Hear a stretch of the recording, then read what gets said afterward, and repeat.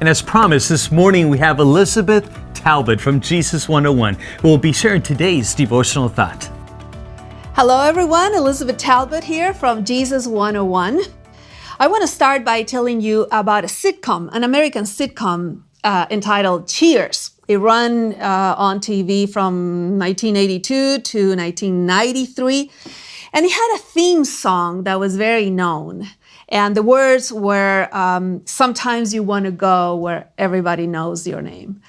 And yeah, we all want to go where somebody knows our names.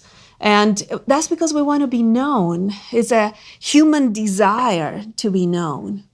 Well, today we are starting a series on the Gospel of Luke. And one of the emphasis of Luke is that God knows each one of us individually, each unique individual. He knows us and He values us. And Luke has that emphasis. And as a matter of fact, let me start by reading you a verse from Luke. Luke chapter 12, verses 6 and 7. It says, "Are not 5 sparrows sold for 2 cents? Yet not one of them is forgotten before God. Indeed, the very hairs of your head are all numbered. Do not fear, you are more valuable than many sparrows." I got some sparrows today as our props.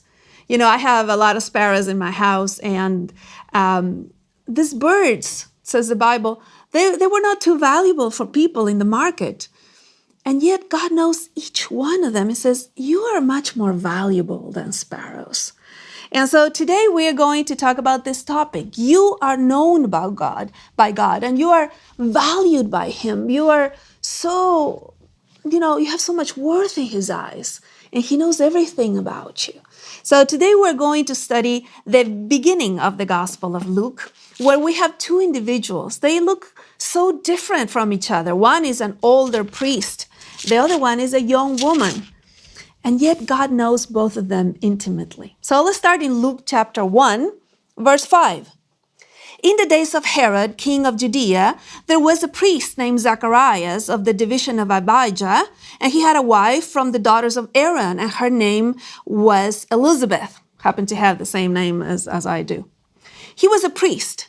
And it's interesting because we are told in the next verse, they were both righteous in the sight of God, walking blamelessly in all the commandments and requirements of the Lord.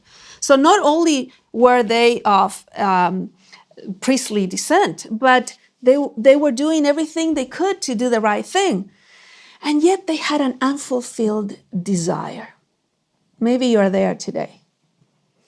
They wanted children and they couldn't have children. In that culture, not to be able to have children was a big problem. It felt like a curse from God. And we're told in verse 7, they had no child because Elizabeth was barren and they were both advanced in years. So not only did they have an unfulfilled desire, but now they're advanced in years and their unfulfilled desire has become an impossibility. So one day he is called to serve in the temple. Most priests got this opportunity once in a lifetime. So he goes from the city where they lived. I actually visited that city. And it's some ways from Jerusalem, to Jerusalem in the temple to serve. While he is serving, he gets an incredible sight. He sees an angel that comes to visit him. And I'm going to read it for you. Verse 11, while he's serving at the temple, Luke 1:11, an angel of the Lord appeared to him standing to the right of the altar of incense. Zacharias was troubled. He didn't know why the angel was there. And the angel said, "Do not be afraid, Zacharias, for your petition has been heard, and your wife Elizabeth will bear you a son, and you will give him the name John." See, the angel knew exactly where Zacharias was. He wasn't in his town. He wasn't in his house. The angel knew where to find him. He was in the temple. But also he knew the desires of his heart. And the angel said, your petition has been heard. Which petition? Well, obviously, Zacharias would be asking for Israel, for the petition of the Redeemer that they were expecting. But maybe, his heart, that desire to have a child was still there. And the truth is, both things were going to be fulfilled at the same time because he was going to have a miracle child who would be the forerunner to the Messiah.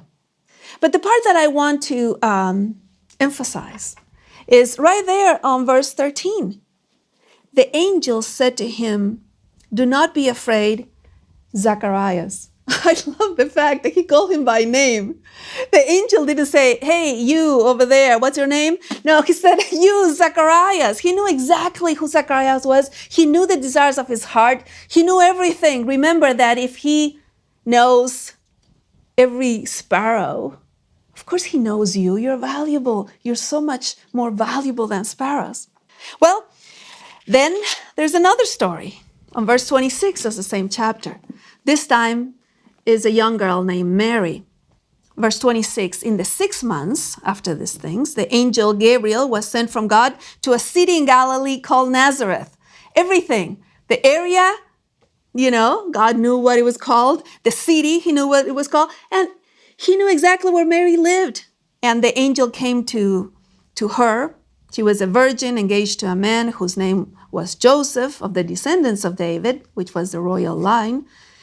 And verse 28, and coming in, he said to her, "Greetings, favored one." She also is wondering, what is this about?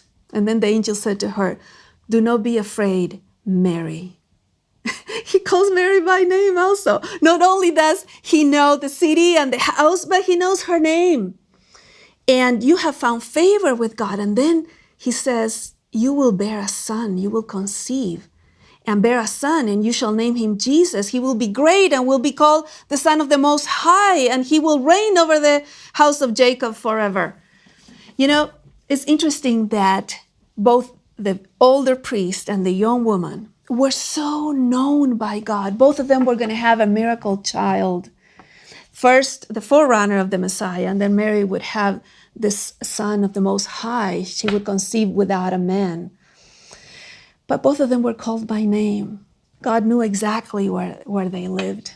You are much more valuable than many sparrows. And God knows you. He knows everything about you, your name, your address. I like something that Holy Girth says. Him who has counted how many hairs there are on your head, he knows how many cares there are in your heart. He knows everything about you. And he values you so much that he died on the cross for you. That's how much he values you. And so today I want you to know that you are known, you are valued, God has saved you, he has plans for you, and everything will be fulfilled exactly as God planned it, which would be the best for us because, he wants the best for you. So I hope you're encouraged by this message that God knows you and you are known and you are valued by God. I want to invite you to visit our website, Jesus101.tv, for many more videos and podcasts that will encourage you to remember who you are in the eyes of God. And today we have learned a very important lesson. We are much more valuable than sparrows, and God knows each one of the sparrows when they fall. And he knows you, and he values you, and he wants the best for you. God bless you, and until next time, we'll see you then.